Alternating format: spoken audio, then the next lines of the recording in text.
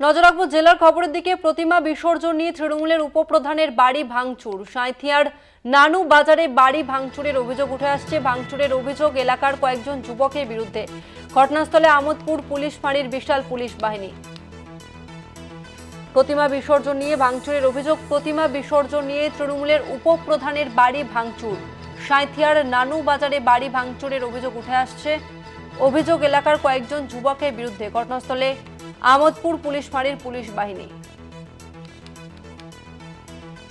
প্রতিমা বিসর্জন নিয়ে তৃণমূলের উপপ্রধানের বাড়ি ভাঙচুরের অভিযোগ উঠে আসছে এবং এলাকার কয়েকটি যুবকের বিরুদ্ধে এই অভিযোগ উঠে আসছে এবং ইতিমধ্যেই গোটা ঘটনা তদন্ত শুরু করেছে পুলিশ।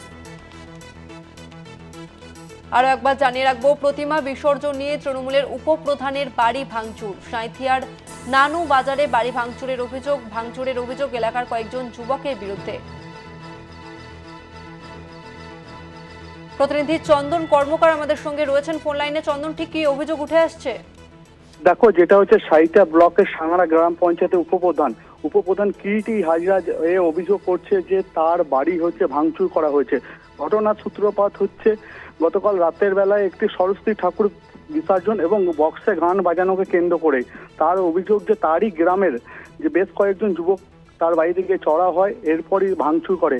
ইতিমধ্যে খবর পেয়ে কিন্তু আমোদপুর ফাঁড়ি পুলিশ ঘটনাস্থলে এসেছে। পুলিশ কিন্তু পুরো বিষয়টি তদন্ত করে দেখছে। তসমিনা, বেশ, ধন্যবাদ তোমাকে চন্দন। আরো একবার জানিয়ে রাখবো,